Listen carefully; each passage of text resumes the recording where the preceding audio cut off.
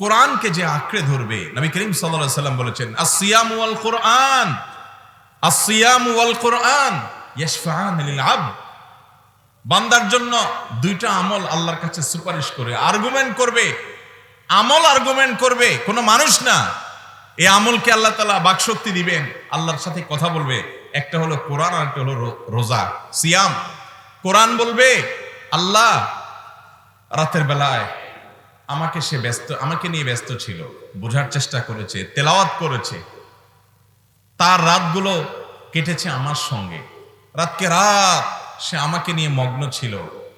আল্লাহ আজ আমি তাকে ছাড়া জান্নাতে যাব না, আপনি আজ তাকে মাফ করতে হবে, তার অন্যান্য ভুল ত্রুটি মাফ করতে হবে, কারণ সে আমাকে সময় দিয়েছে। অতএব কোরআনকে সময় দেব তো ইনশাআল্লাহ। ভাইরা আমার, আমি যদি জিজ্ঞাসা করি শেষ কবে কোরআন তেলাওয়াত করেছেন, শেষ কবে কোরআন তেলাওয়াত করেছেন, বহু মানুষ হাত তুলতে পারবেন না, বলতে পারবেন না কবে শেষ কোরআন তেলাওয়াত করেছে। আল্লাহ আমাদের কোরআনের প্রতি অবিচার, কোরআনের প্রতি আমাদের দায়িত্ব জ্ঞানহীনতাকে আল্লাহ তাআলা মাফ করুন।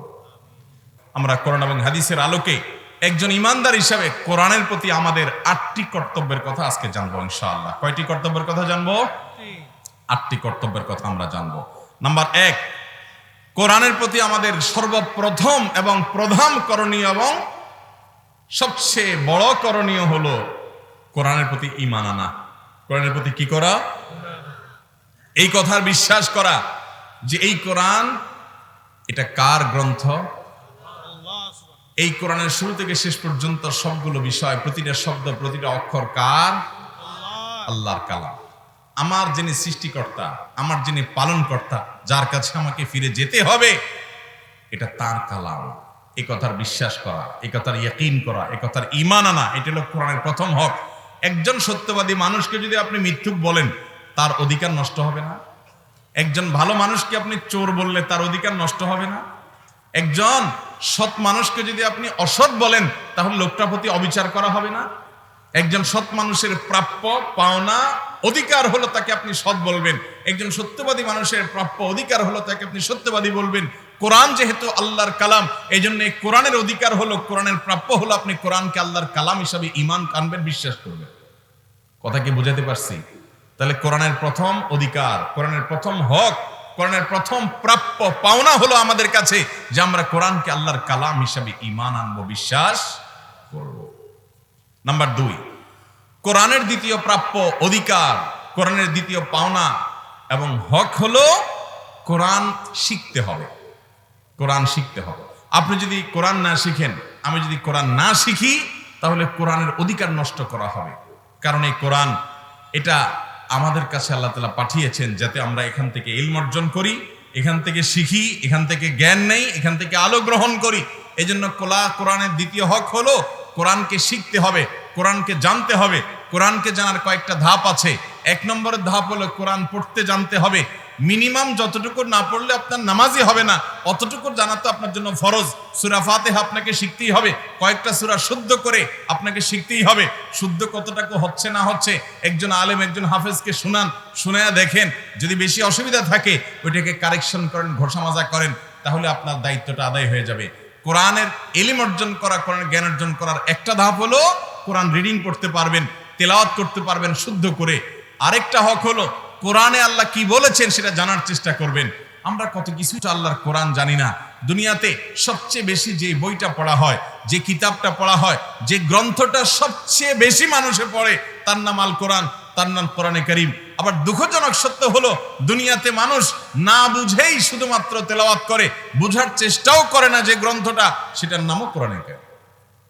মুসলমান কোরআন তেলাওয়াত করতে হবে, না বুঝে তেলাওয়াত করলেও সওয়াব হবে, কিন্তু শুধু সওয়াব আহরণের জন্যই কোরআন নয়, কোরআন আমাদেরকে পথ নির্দেশ করতে এসেছে। এই জন্য কোরআন বোঝার চেষ্টা করব তো ইনশাআল্লাহ। এখানে এত শত শত মানুষ আছেন, হাজার হাজার মানুষ আছেন। আমি যদি আজ জিজ্ঞেস করি যে এই কোরআনে আল্লাহ তাআলা যত নির্দেশ করেছেন, 5টা নির্দেশের কথা বলেন তো দেখি, কজন মানুষ বলতে পারবেন? যদি বলি কোরআনে আল্লাহ তাআলা বহু বিষয় নিষেধ করেছেন, 5টা বিষয় বলুন যেগুলো আল্লাহ কোরআনে নিষেধ করেছেন, কয়জন বলতে পারবেন? কোরআনে আল্লাহ তাআলা অজস্র উপমা দিয়েছেন, দৃষ্টান্ত দিয়েছেন।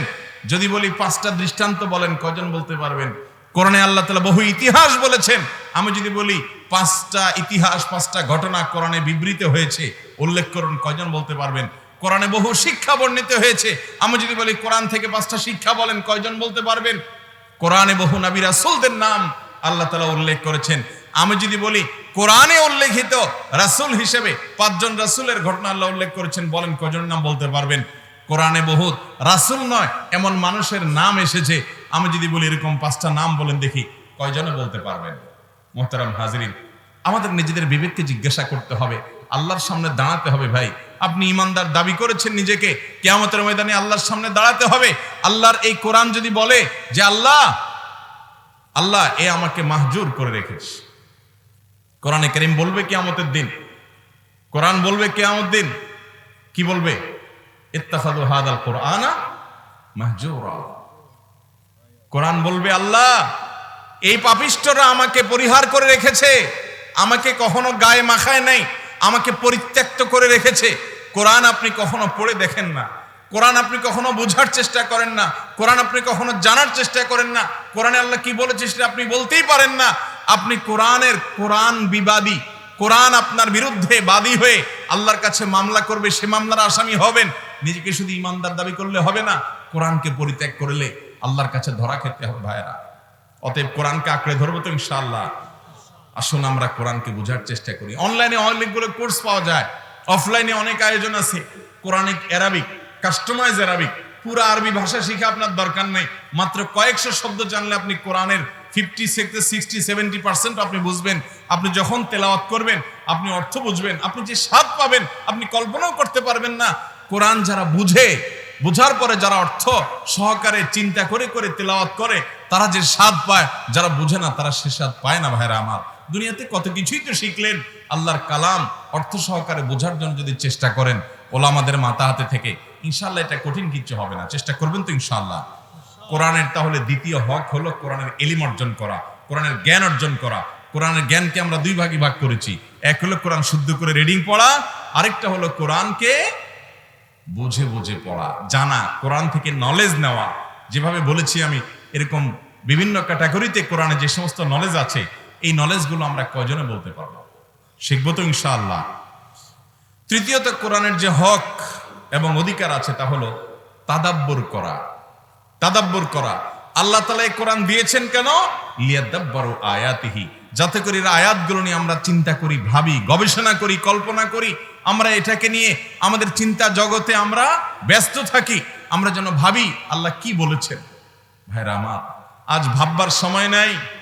স্মার্টফোন আমাদের সময় নিয়ে গেছে, ফেসবুক, ইউটিউব আমাদের সময় নিয়ে গেছে, আমাদেরকে ডাইরেক্ট বানিয়ে ফেলেছে, আমাদেরকে অসুস্থ করে দিয়েছে, মানসিক রোগী করে দিয়েছে, অসামাজিক করে দিয়েছে, ইসলাম থেকে দূরে সরিয়ে দিয়েছে, মা বাবা থেকে দূরে সরিয়ে দিয়েছে, স্বামী থেকে স্ত্রীকে, স্ত্রী থেকে স্বামীকে সরিয়ে দিয়েছে, সন্তান থেকে বাবা মাকে সরিয়ে দিয়েছে, বাবা মা থেকে সন্তানকে সরিয়ে দিয়েছে, ভাই ভাই থেকে, ভাই বোন থেকে একজন অন্যজন থেকে সরিয়ে দিয়েছে, প্রতিবেশী থেকে প্রতিবেশীকে সরিয়ে দিয়েছে।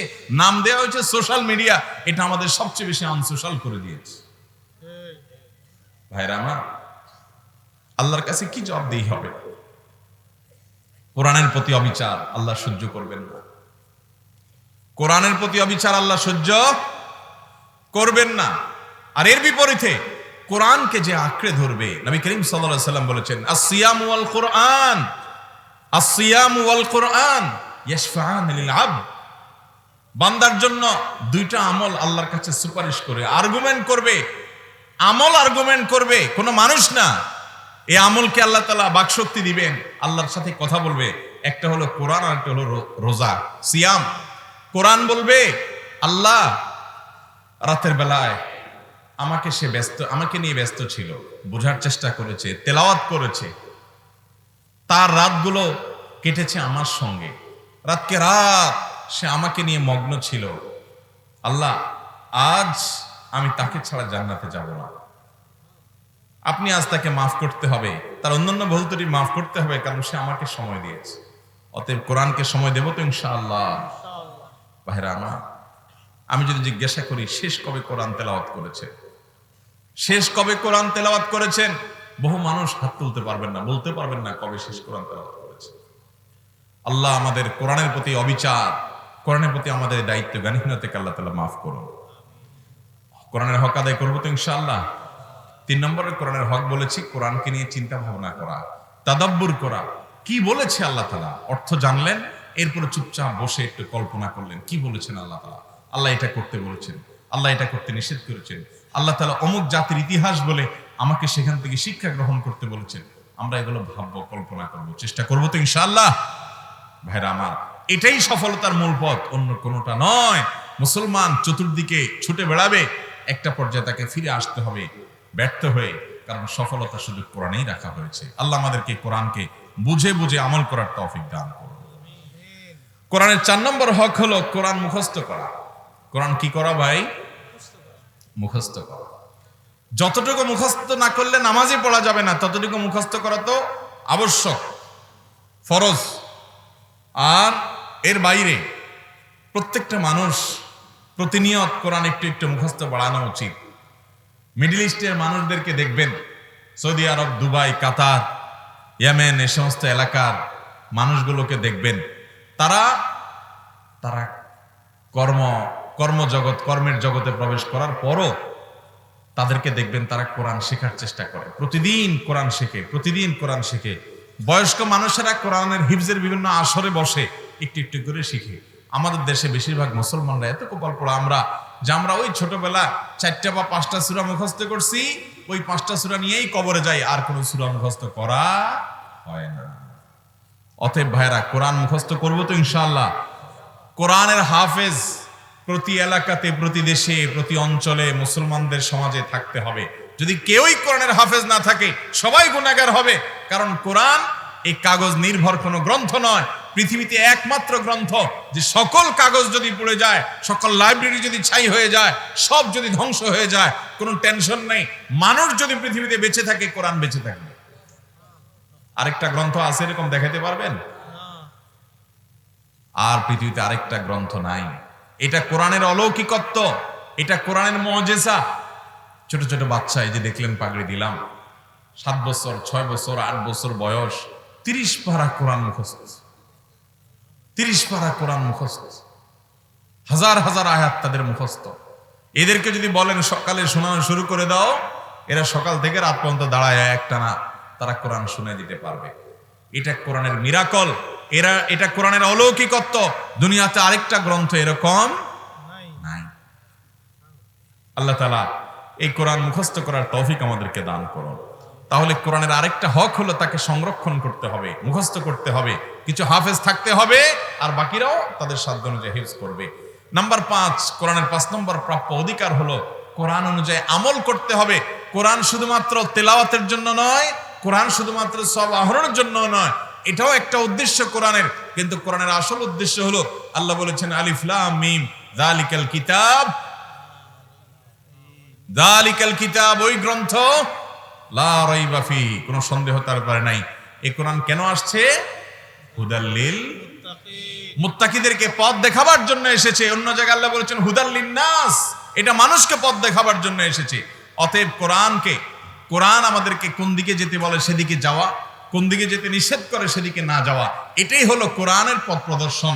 এটাই হলো কোরআনের পথ প্রদর্শনকে গ্রহণ করা, কোরআনের গাইডলাইনকে গ্রহণ করা। আল্লাহ আমাদেরকে সে তৌফিক দান করুন। অতএব কোরআনের আলোকে আমরা আমল করবো তো ইনশাআল্লাহ, জীবনকে সাজাবো তো ইনশাআল্লাহ। আল্লাহ আমাদের সবাইকে সে তৌফিক দান করুন। এটা কোরআনের অধিকার। আপনি কোরআন অনুযায়ী নিজে না চলেন, কোরআন অনুযায়ী যদি আমল না করেন, তাহলে কোরআনের হক আপনি নষ্ট করলেন। এরপরে 6 নম্বরের অধিকার হলো কোরআনকে সম্মান করা। এটা কোরআনের প্রাপ্য অধিকার, কোরআনের হক। এটা কোরআনের এটা পাওনা আমাদের কাছে, যে কোরআনকে সম্মান করতে হবে। সম্মানী মানুষকে সম্মান করে, এটা সম্মানী মানুষের পাওনা না? সম্মানী মানুষের অধিকার হলো তাকে আপনি সম্মান করবেন। যেহেতু সম্মানিত মানুষ, সম্মানী মানুষকে যদি অসম্মান করেন, তাহলে তার অধিকার নষ্ট করলেন, জুলুম হবে, অবিচার হবে, অন্যায় হবে। ঠিক একইভাবে কোরআনের অধিকার হলো কোরআনকে সম্মান করা। কোরআনকে সম্মান কিভাবে করবেন?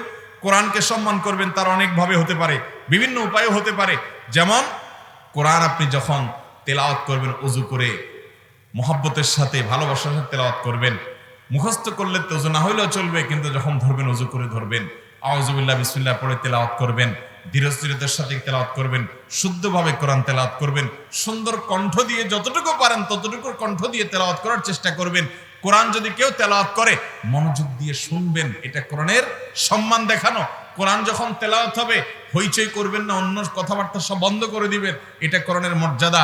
কোরআন যাতে কোনো প্রকারে অপমানিত হয়, কোরআনকে রাখবেন অন্য সমস্ত বইয়ের উপরে, কোরআনকে রাখবেন সবচেয়ে সম্মানজনক ভাবে, কোরআনকে রাখবেন সবচেয়ে যত্ন সহকারে, কোরআনকে রাখবেন সবচেয়ে ভালো জায়গাতে। এগুলো কোরআনের সম্মান, এগুলো কোরআনের মর্যাদা দেওয়া, এটা কোরআনের অধিকার। কোরআনের 7 নম্বর অধিকার হলো কোরআনের তাবলীগ করা, কোরআনের প্রচার করা। কোরআনে আপনি যা জেনেছেন তা মানুষকে পৌঁছাবেন। আল্লাহ তাআলা কোরআনে বলেছেন, ইয়া আইয়ুহার রাসূল বাল্লিগ মা উনজিলা ইলাইহি। হে রাসূল, আপনার প্রতি যা নাজিল করা হয়েছে এই কোরআন, এই ওহী, এটার তাবলীগ করুন, এটার প্রচার করুন। বাল্লিগু আন্নি ওয়ালাউ আয়া, নবীজি বলেছেন আমার কাছ থেকে একটা আয়াতও যদি শিখো এটা আরেকজনকে শিখাও, আরেকজনের কাছে পৌঁছে দাও। এই জন্য আপনি মুসলমান হয়ে থাকলে আপনাকে কোরআনের তাবলীগ করতে হবে। শুধু আলেমরা করবে না, আপনাকে করতে হবে। যেতটুকু শিখছেন ততটুকুর তাবলীগ করবেন, ততটুকুর প্রচার করবেন। এটা কোরআনের হক, এটা কোরআনের পাওনা, এটা কোরআনের অধিকার, এটা কোরআনের প্রাপ্য। আল্লাহ আমাদেরকে প্রাপ্য আদায় করার তৌফিক দান করুন। কোরআনের 8 নম্বরের অধিকার হলো কোরআন থেকে শেফা গ্রহণ করবেন। এই কোরআনকে আল্লাহ তাআলা বলেছেন, ওয়ানাজ্জিলু মিনাল কুরআনি মা হুয়া শিফাউল লিন-নাস। এই কোরআন, এটাকে আল্লাহ তাআলা রহমত হিসেবে মানুষের জন্য শেফা হিসেবে পাঠিয়েছেন। কোরআন পড়ে ঝাড়ফুঁক করলে আল্লাহ তাআলা মানুষকে সুস্থতা দান করেন। কোরআনের সবচেয়ে বড় জীবন্ত মুজিজা এইটা। এই পয়েন্টটা ভালো করে শুনে রাখেন। কিছু হলেই আমরা ডাক্তার কবিরাজ আর ঔষধ ট্রিটমেন্টে যাই, অসুবিধা নেই, এটা নিষেধ না, বরং সুন্নাহ। নবী সাল্লাল্লাহু আলাইহি সাল্লাম নিজেই বলেছেন, অসুখ হলে ডাক্তারের কাছে যাও, ট্রিটমেন্ট গ্রহণ করে, এটা সুন্নাত, এটা ভালো, এটা নাজায়েজ কাজ না। কিন্তু মুসলমান মনে রাখবে তার শরীর এবং তার মন, তার ভেতর এবং তার বাহির, তার আত্মা এবং তার দেহ, সবকিছুর শেফা আছে এই কোরআনে কারীমে। ভাইরা আমার, বিজ্ঞান তথ্য প্রযুক্তির উন্নতির এমন একটা পর্যায়ে আমরা এসে দাঁড়িয়েছি, এই সমস্ত কথা শুনলে এখন আমাদের কাছে একটু সেকেলে সেকেলে মনে হয় অবাস্তব অবাস্তব, মনে হয় কল্প কাহিনী। আল্লাহর শপথ করে বলছি, এখনো পর্যন্ত যেই কোনো বিপদে, যে কোনো অসুখে পড়েন, যেই কোনো রোগে পড়েন, আপনি কোরআন থেকে যদি শেফা গ্রহণ করেন, আল্লাহ তাআলা আপনাকে শেফা দিবেন ইনশাআল্লাহ। আল্লাহ বলেছেন হাদিসে কুদসিতে, আনা ইনদা যন্নি আবদি বি, বান্দা আমার প্রতি যেমন ধারণা করে আমি তার প্রতি তেমন আচরণ করি। আপনি জানেন সাহাবীদের একটি দল, সম্ভবত আবু যায়েদ খুদরী রাদিয়াল্লাহু তাআলার নেতৃত্বে কোন একটা সফর থেকে তারা আসছিলেন। সেখানে কোন এক জায়গায় তারা রাত্রিকালীন অবস্থান করেছিলেন, সফরের যাত্রা বিরতি দিয়েছেন। এর মধ্যে তাদের যে সফরের পাথেয় খাবার টাবার এগুলো শেষ হয়ে গেছে। বাধ্য হয়ে তাদের ক্ষুধা নিবারণ করবার জন্য পাশে দেখলেন যে কিছু মানুষ মরুভূমিতে, তারা ওখানকার বাসিন্দা বসবাস করে, কিছু বসতি আছে, তারা মুসলমান না, ইমানদার না। তারপরেও তারা মানুষ তাদের কাছে খাবার চেয়েছে যে আমরা পথিক মুসাফির মানুষ, আমাদের খাবার শেষ হয়ে গেছে, কিছু খাবার দাও আমাদেরকে। তারা বলছে না, খাবার দেব না, দেয় নাই। সাহাবীরা চলে এসেছেন। এরপরে ওই এলাকার যিনি সর্দার নেতা, লিডার ছিলেন, ওই নেতা সাহেবকে বিষাক্ত সাপে কামড় দিছে। এখন সাপের বিষ নামাইতে হবে, জটিল কাজ। তাদের মধ্যে কোনো ওরকম ওঝা বা ভালো কোনো ওঝা নাই। তারা এসে বলল যে, আচ্ছা ওই যে কিছু মৌলবী সাহেব আসছিল মুসলমান, এরা খাবার চাইছিল, এরা তো এখনো আছে দেখা যায়, জিজ্ঞেস করো তাদের মধ্যে কোনো ওঝা টোঝা আছে নাকি, বিষ নামানোর লোক আছে কিনা। আসছে, এসে সাহাবীদেরকে বলতেছে, কেউ পারবা, আমাদের নেতা সাহেবের সাপে কামড় দিয়েছে, বিষ নামাইতে হবে।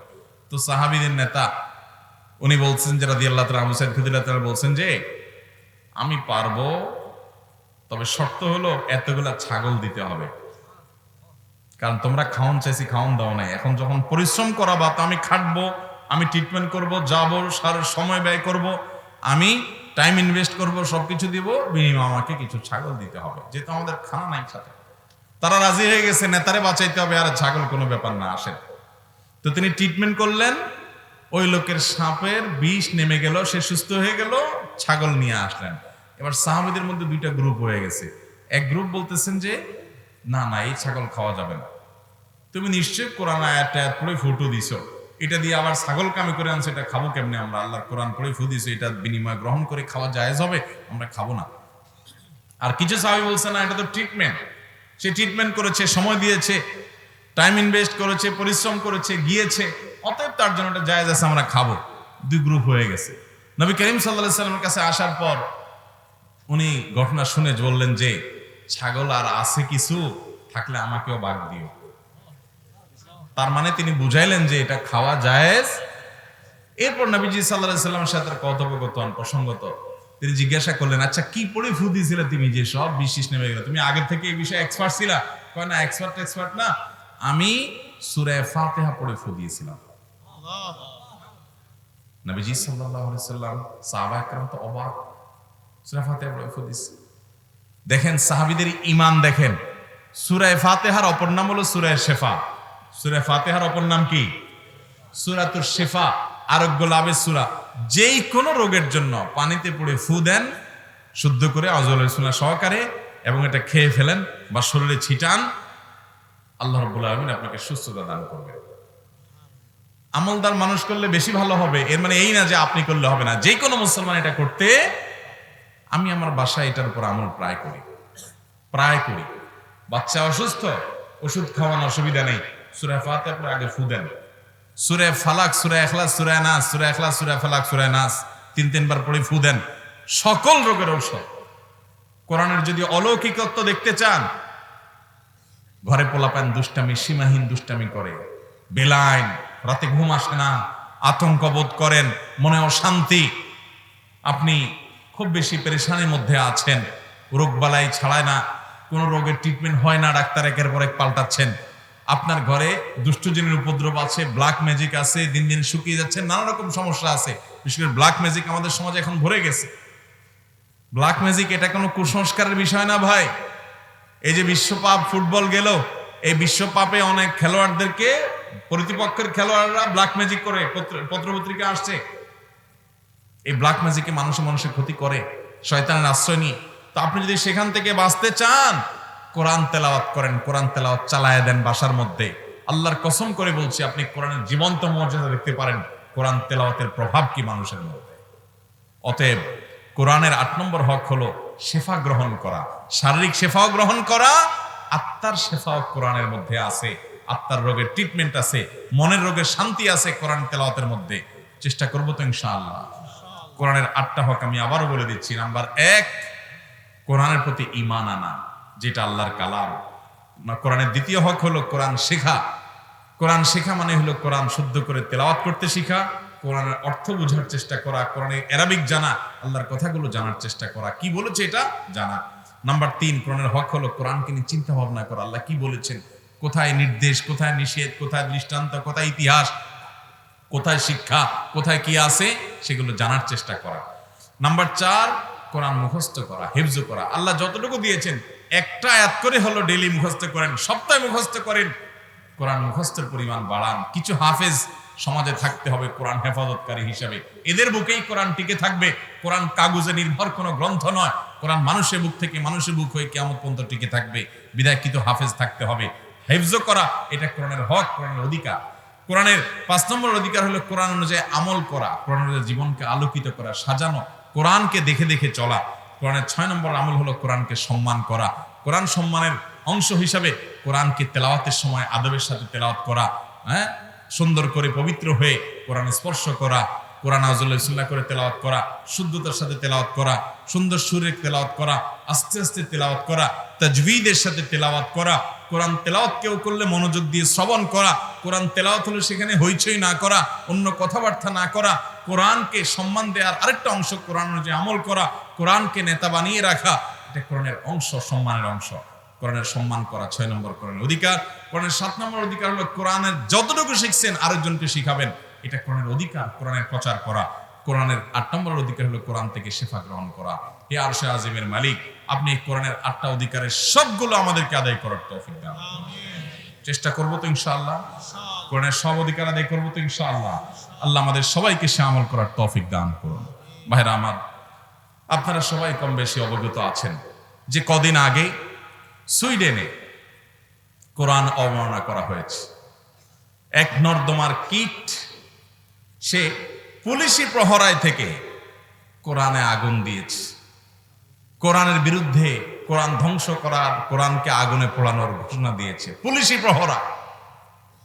এবং এই নরাধম সেই কিছুদিন আগে বিভিন্ন জায়গায় জায়গায় একযোগে গোটা দেশে কোরআন পড়াবার ঘোষণা দিয়েছে।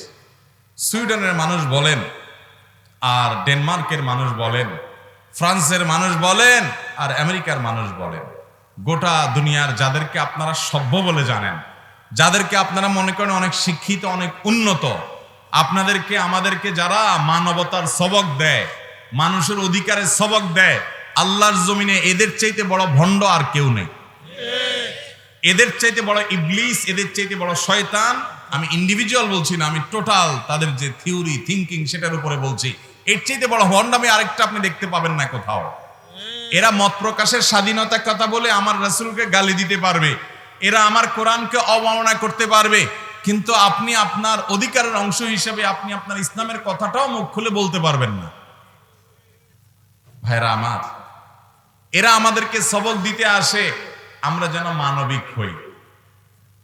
এদের শত শত বোমের আঘাতে শত শত মুসলমান শিশুরা মাটির সাথে মিশে যায়, ইতিম হয়ে যায়, বাবা মা হারা হয়। অথচ এদেরকে আমরা মনে করি এরা এরা সভ্যতার শিক্ষক আমাদের। এদের চেয়ে অসভ্য আল্লাহর জমিনে আর কেউ নেই। এদের কাছ থেকে কিসের সভ্যতা শিখবেন? তারা সভ্যতা আমাদের কাছ থেকে শিখতে হবে। মুসলমান তারা গোটা পৃথিবীর সবচেয়ে বড় সভ্যতার বড় শিক্ষক। মুসলমান যতটা সহনশীল এখনো পর্যন্ত তারা তা কল্পনা করতে পারে না। আমরা আমাদের ধর্মকে যতটা ধারণ করি, ওরা ওদের ধর্মকে এতটা ধারণ করে না। ওদের ধর্ম নামকে বাঁচতে, ওদের ধর্মের কোনো চর্চা তাদের মধ্যে নেই। তারপরেও তারা তাদের ধর্মের নামে যত অধর্ম করে, মুসলমান ধর্মকে যতটা আবেগের সাথে নিজের মধ্যে গ্রহণ করে, ধর্মের নামে অবিচার ওদের মতো। মুসলমান ইঞ্জিল পুড়িয়েছে, মুসলমান অন্যান্য ধর্মগ্রন্থ পুড়িয়েছে, এরকম ঘটনা শুনেছেন আপনারা কখনো? অথচ পশ্চিমা দুনিয়াতে কয়দিন পরপরই আপনি শুনেন, 2 দিন পরপরই শোনা যায় কোরআন পুড়ছে, ধর্মগ্রন্থ মুসলমানদের কোরআন পড়ে মুসলমানদের গায়ে আগুন লাগাচ্ছে, হৃদয়ে আগুন লাগাচ্ছে, মুসলমানদের নবীকে গালি দিয়েছে। কোন মুসলমান আজ পর্যন্ত ঈসা আলাইহিস সালামকে গালি দিয়েছে? মুসা আলাইহিস সালামকে গালি দিয়েছে?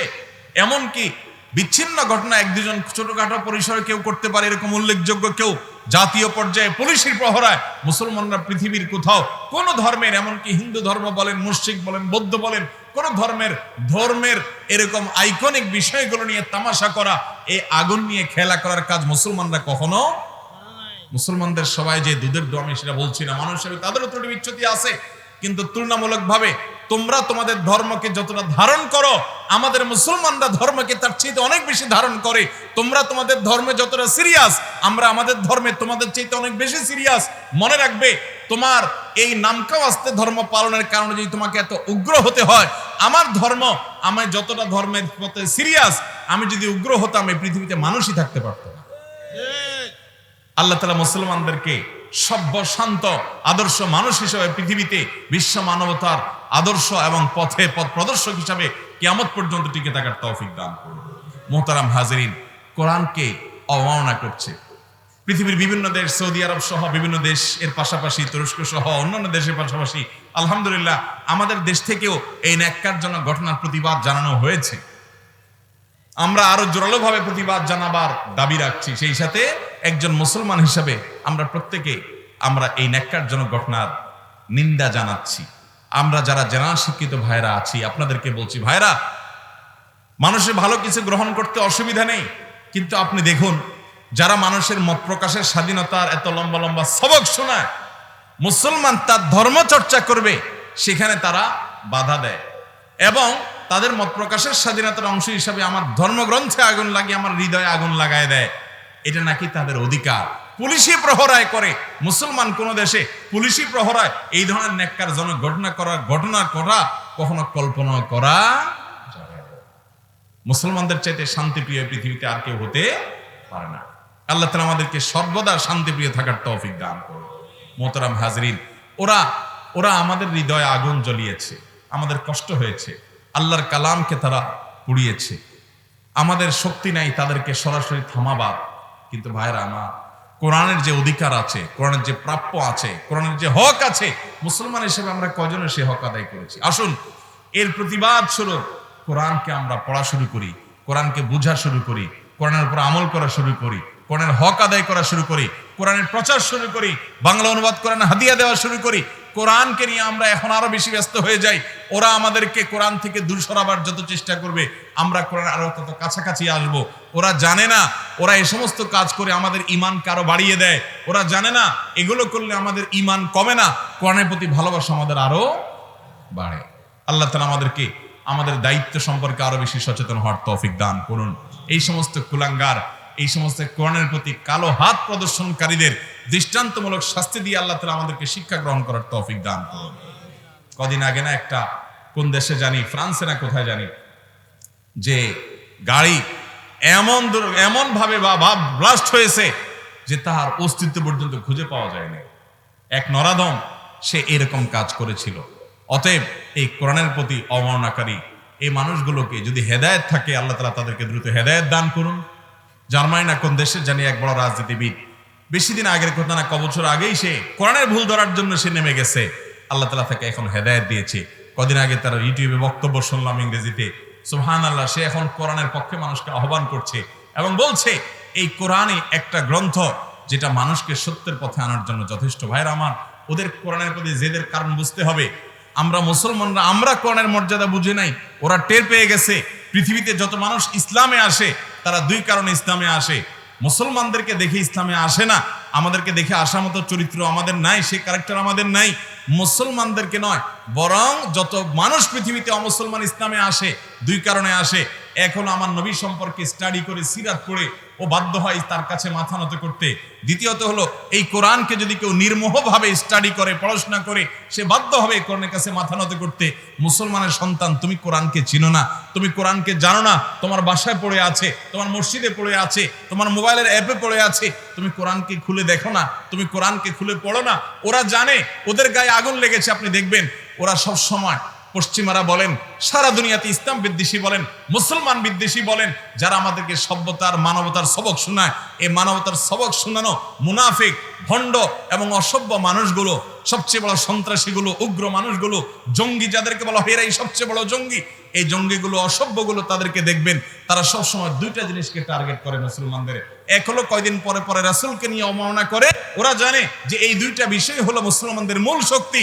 আমার নবীর জীবন চরিত্র যদি কেউ নির্মোহভাবে পড়ে, সে যে ধর্মের মানুষই হোক না কেন, সে সত্যের কাছে মাথা নত করে ইসলামে আসতে বাধ্য হবে। কোরআনকে যদি নির্মোহভাবে পড়ে, সে সত্যের কাছে মাথা নত করে নির্মোহভাবে সে ইসলামে আসতে বাধ্য হবে। এই জন্য দেখবেন ওদের টার্গেটই হলো এই দুইটা জিনিস, হয় নবী সাল্লাল্লাহু আলাইহি সাল্লামের চরিত্রে কালিমা দেওয়ার চেষ্টা, আর নয় কোরআনকে অপমান করার চেষ্টা। কিন্তু ওরা জানে না এটা হলো আগুন। আগুন যত বেশি ফুৎকার দেওয়া হয় তত ছড়ায়, তত বিস্তার লাভ করে। হেদায়েতের আলো এর মাধ্যমে নিষ্প্রভ হবে না, নিভে যাবে না, থেমে যাবে না, বরং হেদায়েত দুনিয়াতে আরো বেশি বিস্তৃত হবে ইনশাআল্লাহ। অতএব ভাইরা আমার, আমরা কোরআনকে টেনে ধরবো তো ইনশাআল্লাহ, কোরআনকে আঁকড়ে ধরবো তো ইনশাআল্লাহ। আল্লাহ তাআলা আমাদের সবাইকে কোরআনের আলোকে জীবনকে গড়ার তৌফিক দান করুন। ভাইরা আমার, কোরআনের 8টা অধিকারের কথা আমরা জানলাম। এই অধিকারগুলো আমল করবো তো ইনশাআল্লাহ। আল্লাহ আমাকে, আপনাকে, আমাদের সবাইকে আমল করার তৌফিক দান করুন। মুহতারাম